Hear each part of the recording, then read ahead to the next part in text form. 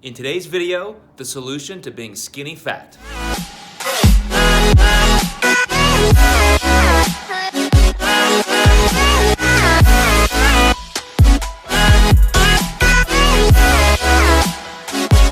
All by myself. Thank you guys for the questions. This is from my Instagram.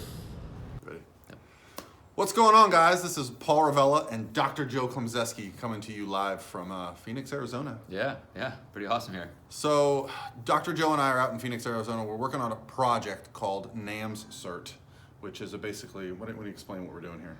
So the National Academy of Metabolic Science is a certification program we put together. Tyler Mayer and I are co-founders. We've invited Paul to be part of Tier 2, and essentially we build coaches. So there are some great options out there already, but we wanted to hit more of a practical side and really help and nurture people who want to get into this industry become extremely qualified, relevant, effective coaches. Yeah. So before we get too deep into that, if you're interested in more information, click the link below. But for today, we're going to talk about skinny fat, what it means.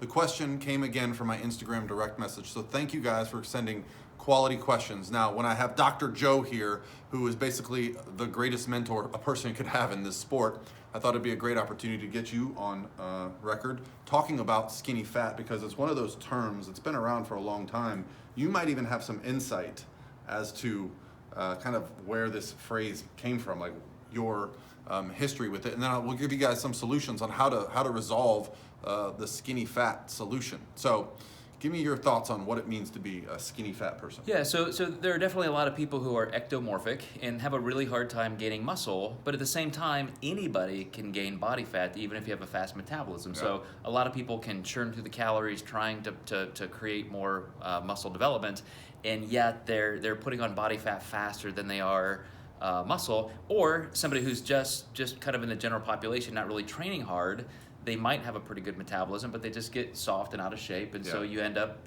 being skinny and still kind of overweight. Yeah, I kind of associate it with someone that might be the ideal body weight that they should be for their height, but they just have no muscle tone, and they might even have like some loose skin. They just don't feel comfortable in their own bodies. Right. So for this guy that's asking us about how to fix skinny fat, and it could be associated with women, the first question most people ask is, should I focus on putting on muscle, or should I focus on getting the body fat off first? What would be your kind of general guidelines for that? I do think it's helpful to address it in stages. So depending on how much body fat the person has, if they do have a pretty high body fat percentage, they might want to tighten up a little bit first and then go for more of a healthier, cleaner way of building muscle. But a lot of people just really need the stimulus of training. So I would say focus on building that muscle, let your body fat come up to a reasonable level. And then as you've created that muscle, almost like when you and I were teenagers trying to do the same thing, trying to gain muscle, you build the house before you paint it. So I would definitely, depending on body composition, address that in one of those two different ways. But you definitely have to spend some time focusing on calorie surplus and a lot of heavy training. Yeah, and I think for somebody that's got an underdeveloped musculature, there's an opportunity there where you can actually put on lean body mass and lose a little bit of body fat and really dramatically change your body composition. So you don't have to look at it as black or white. Should I do this or should I do that? If you start eating in a manner that's around maintenance while you're focused on getting stronger and putting on some lean body mass, training intelligently, you can change your body composition in a positive manner. But putting on muscle is the only way to fix being skinny. And this is a process that takes years. So I remember myself, I'm almost approaching 40 years of consistent training. Wow. And there are times in my life, like maybe every 5 or so years, I would take a solid 2 to 3 year block of time and focus on just gaining. So I was okay with my body fat going up to, 16, 18%, but I just spent years and years going after heavy, consistent training. Yeah, I think that's something that maybe in today's era, because you and I might not be quite in touch with exactly what's going on in the fitness world as we were maybe 20, 25 years ago, but nobody was afraid to get heavy.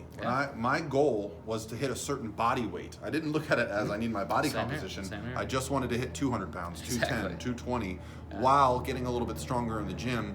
And whether or not that was the best way to handle it, that worked for us. Absolutely. I've got 25 years in the gym now, and I still am going to allow myself, after dieting down last year, 2 to 3 years to get back into what I would consider, ideal body composition for competing. Absolutely. Because that's how long it takes to build muscle naturally. Absolutely. All right, so there's your answer. Get in the gym, start building some muscle, pay attention to your diet, but have a good overall lifestyle approach for a long amount of time, because consistency is really the only way that you're going to impact your body positively. And I would focus just as specifically on that as you would a pre-contest kind of prep. I mean, I remember in those years when I was training for those kind of gains, I was figuring out how many calories I needed, how much protein, carbs, and fat, and I was just as meticulous then.